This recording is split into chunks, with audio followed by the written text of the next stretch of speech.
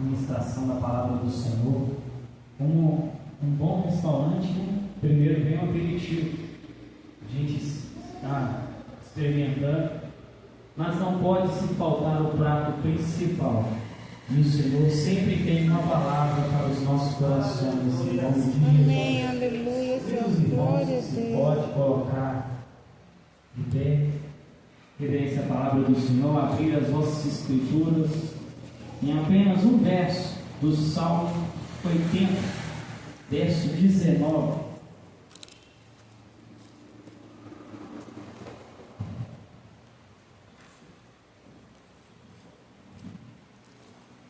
Aleluia, glória a Deus.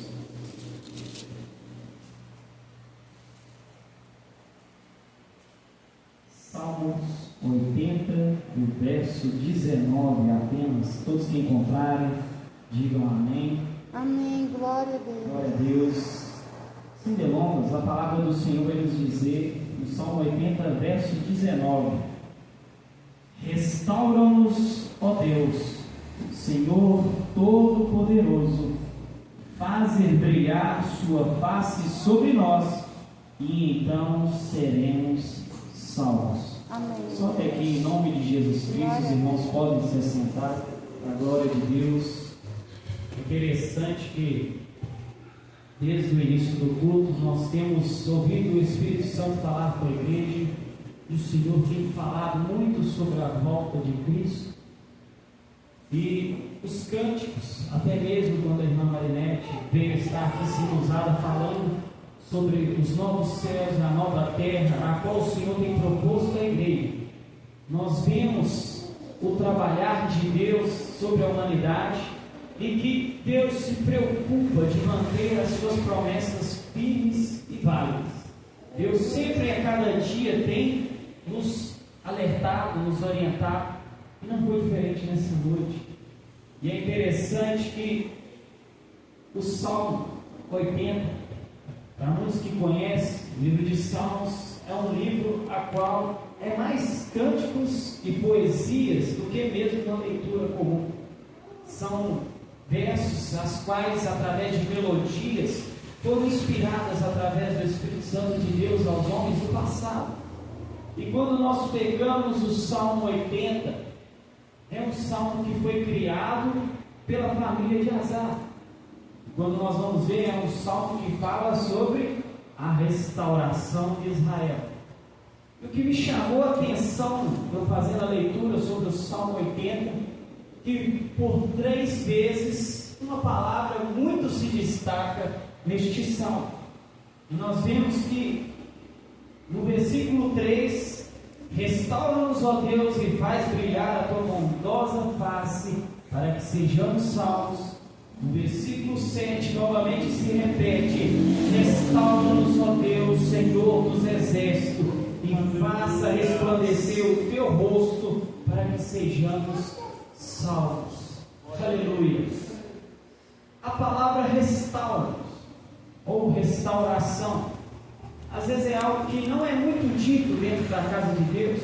Estamos vivendo dias aos quais muitos querem ouvir algo de agrado ao seu coração, talvez querem ouvir sobre bênçãos, sobre milagres, mas é interessante que Deus, para trabalhar na vida do ser humano, Ele exige nada mais do que um conselho.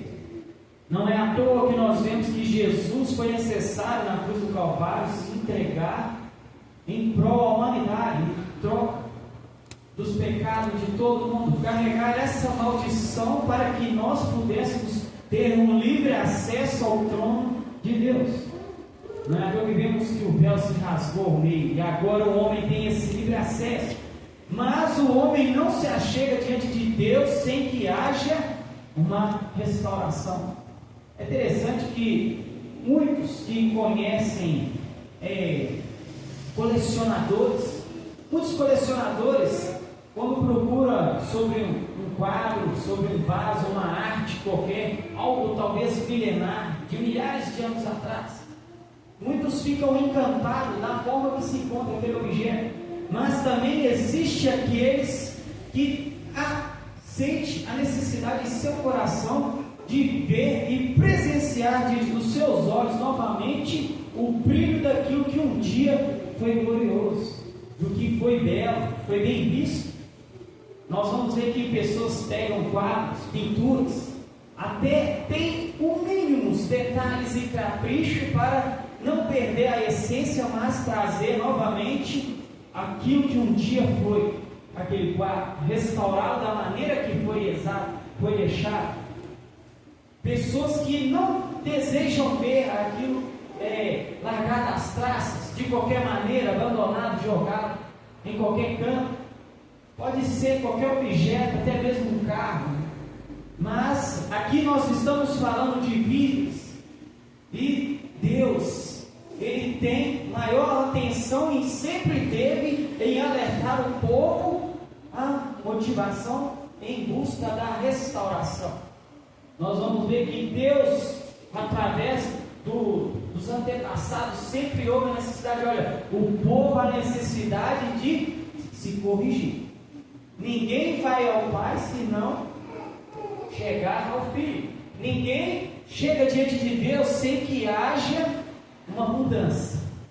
E é interessante, irmãos, que esse esforço, muitas das vezes a pessoa pensa, não é algo muito fácil, mas também não é algo impossível aos olhos de Deus, porque em Lucas 18, 27, a palavra de Deus diz que Jesus lhe asseverou: tudo que é impossível aos seres humanos é possível para Deus. O homem pode até acreditar que, depender do ponto que ele chegou na vida, aquilo não tem uma solução. Irmão, mas foi ao longo dos anos que eu fui fracassando, eu fui pisando na bola, foi ao longo dos anos que houve desavenças, contritos, conversas, estava tendo algo que estava lhe afastando do seu propósito. Mas Deus diz que diante dos olhos humanos, você pode até acreditar que isso não há um conselho, mas para a vontade de Deus tudo é possível, e é possível aquele que crê. Aleluia, Deus seja louvado. E a Bíblia vai nos mostrar que sempre que o povo se colocou diante de Deus em busca dessa restauração, o povo continuou do mesmo jeito que estava? Não. A palavra de Deus vai nos mostrar que sempre o povo recebia vitória. O povo sempre tinha a bênção do Senhor. A mão do Senhor estava sobre o povo.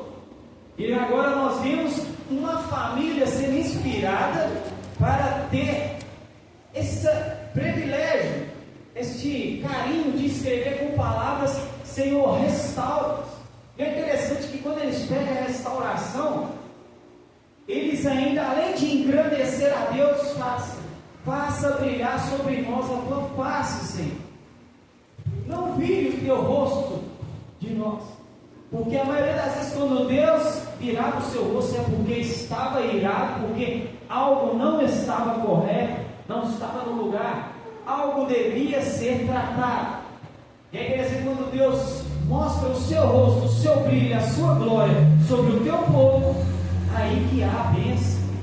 E a bênção maior para o ser humano é a salvação através do sangue de Jesus. Aleluia. Deus seja louvado. E é tremendo, irmãos, que nós vamos ver que hoje o que o ser humano mais procura, e a necessidade de todos, talvez aqui presentes, que eu não me engano, é a restauração de famílias.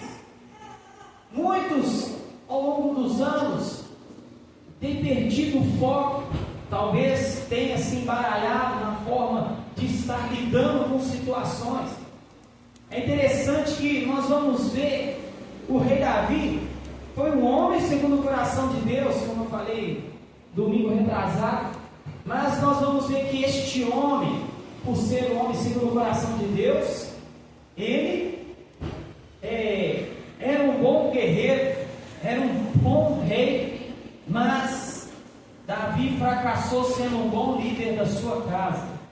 Nós vamos ver que Davi se preocupou com tantas coisas e fracassou justamente com a sua família, com os seus filhos.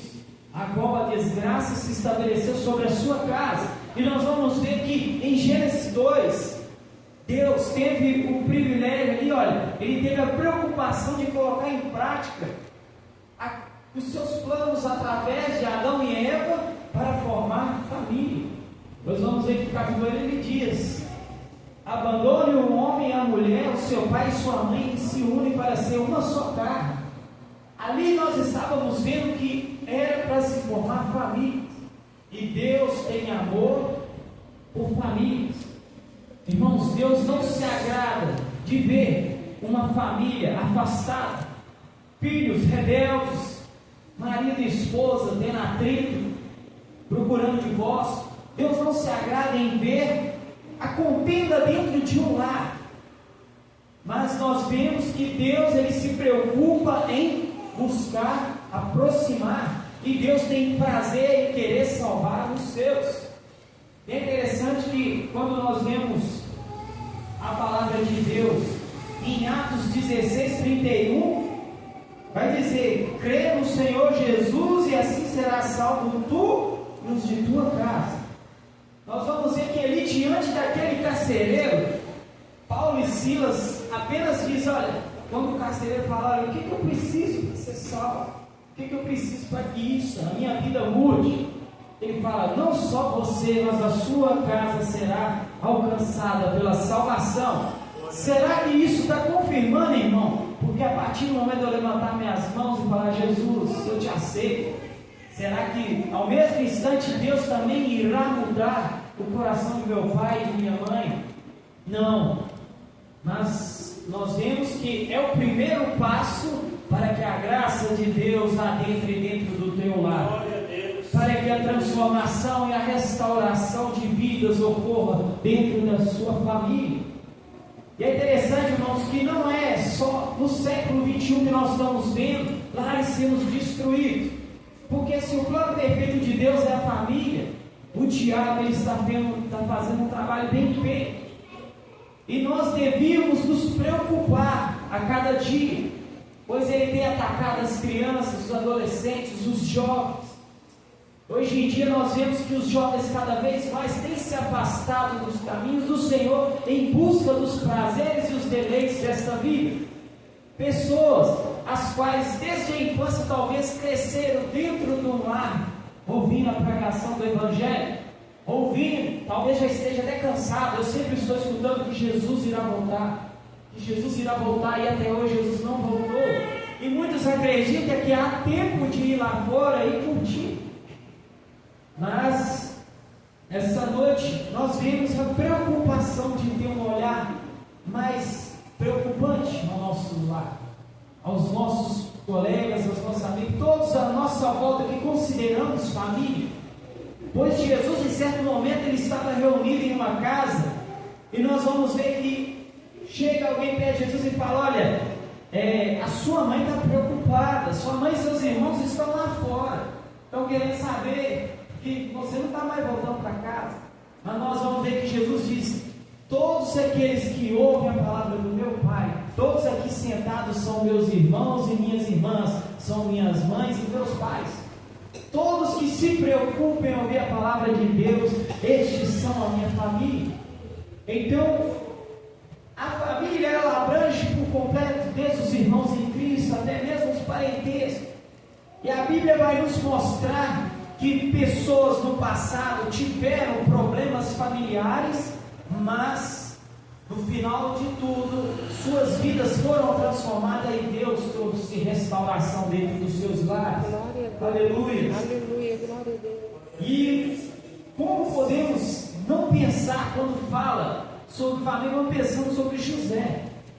É interessante que dos filhos de Jacó, ali 12, nós vamos ver que José, por ser o caçula, ele chamava atenção por talvez ser o querido do pai, ou talvez ter ganhado uma túnica cheia de cores. E a palavra vai nos mostrar que José, em certo momento da sua túnica, ele, quanto de nós, acha que chegar diante de alguém que a gente ama, vai também receber nós da mesma maneira? Ele foi mostrar, foi contar a sua bênção, foi contar os seus sonhos.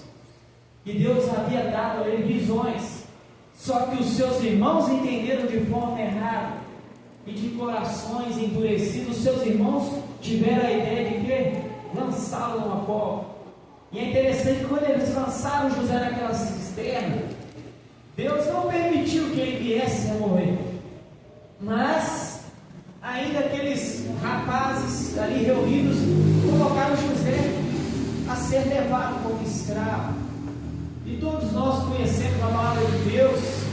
José foi levado como escravo. José ficou muitos anos ali como escravo. Depois foi levado à casa do Senhor.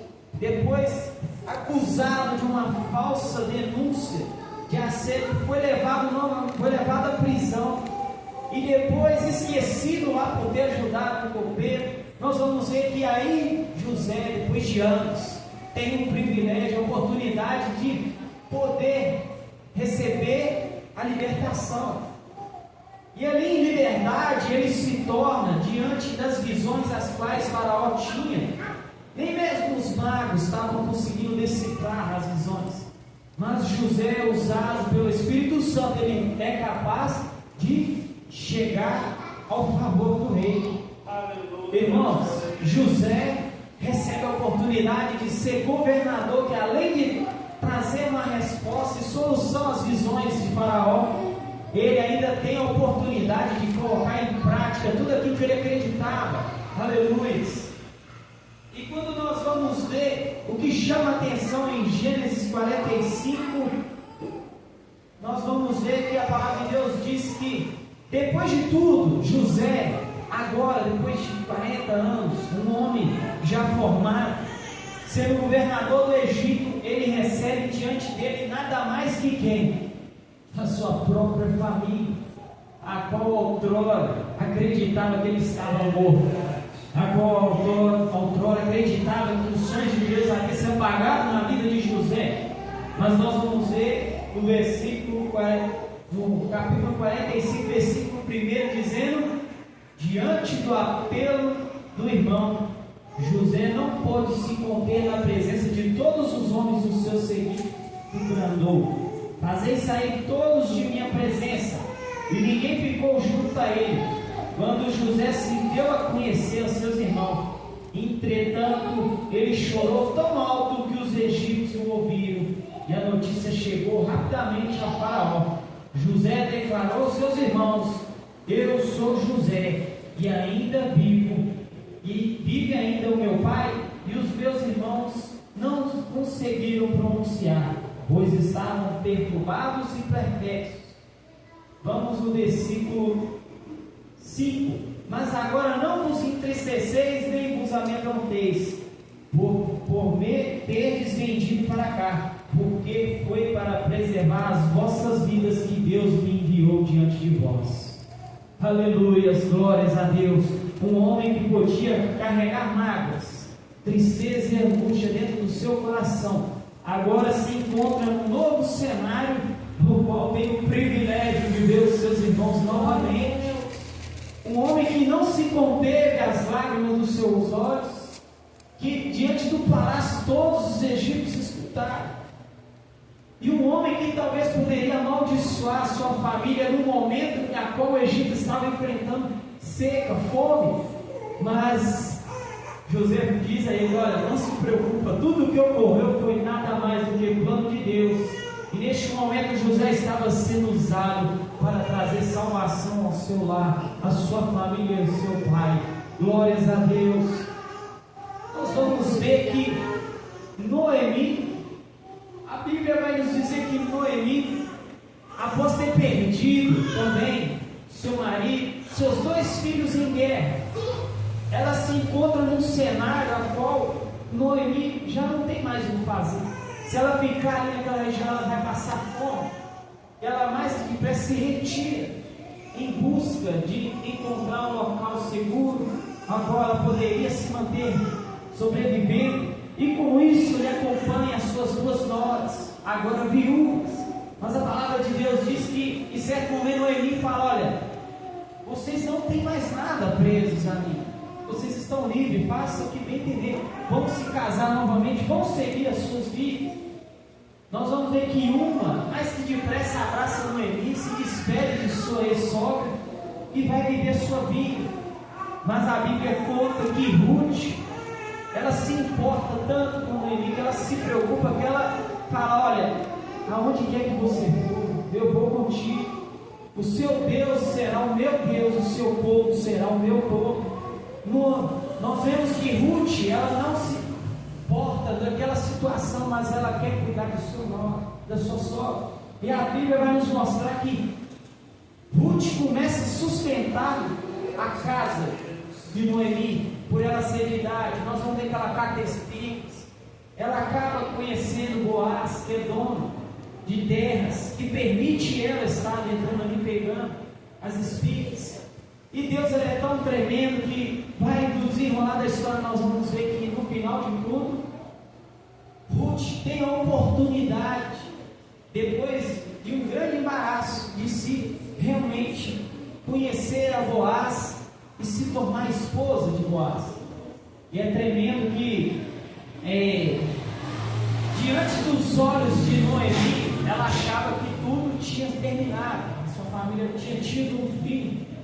Mas a palavra de Deus vai dizer em Ruth 4, do versículo 14: pois a partir do momento que Ruth se casa com um parente próximo do seu ex-marido, que é o Boaz, a palavra de Deus diz: as mulheres disseram a Noemi: louvado seja o Senhor, que hoje não a deixou sem um resgatador, que o seu nome seja celebrado em Israel, o menino que lhe dará nova vida e sustentará na velhice, pois é filho de sua nora, que a ama e que lhe é melhor do que 7 filhos. Aleluia. Agora, diante de Noemi, ela estava tendo o privilégio de cuidar de uma criança como se fosse o seu filho. Aleluia. Deus é tremendo. E esta criança teve um papel tão importante que nós vamos ver adiante, essa criança sendo o avô do rei Davi, a qual também se originou a família e levou a descendência a Jesus Cristo. Glórias a Deus. E um último exemplo que não pode se perder diante da cruz do Calvário, quando nós vemos Jesus no seu último suspiro ali, prestes a padecer, nós vemos Jesus olhando nada mais do que Maria, sua mãe terrena, sofrendo, e Jesus lhe dá nada mais do que um alívio ao coração daquela mulher, pois aquela mulher estava vendo diante dos seus olhos o que o coração humano é capaz de fazer quando está maquinado de ódio e maldade. Ela estava vendo padecer o seu primogênito diante dos seus olhos, mas Jesus lhe direciona a palavra de João, e nós vamos ver que Jesus nada mais que pede a João, seu melhor amigo, o discípulo amado, que tome a Maria como mãe, e da mesma forma, aí Maria, este também é teu filho, para que João também não se sentisse sozinho, mas tivesse alguém, um apoio maior em sua vida. Aleluia.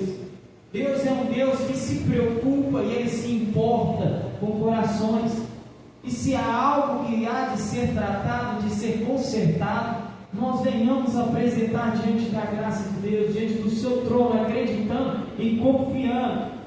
Nós vamos ver que Elias, quando foi clamar a Deus ali no monte, Elias não fez de qualquer maneira, mas Elias colocou todas as coisas do seu altar em ordem, para que Deus viesse com fogo purificador sobre a sua adoração, sobre ali sua oferenda.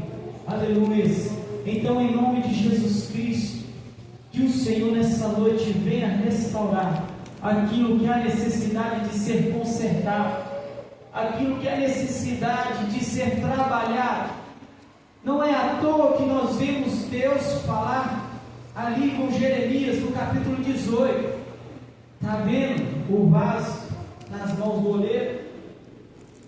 Eu fazer vós como fez um modesto oleiro a sua obra de barro. Indaga ao Senhor, eis como barro nas mãos do oleiro, assim sois vós na minha mão, ó casa de Israel.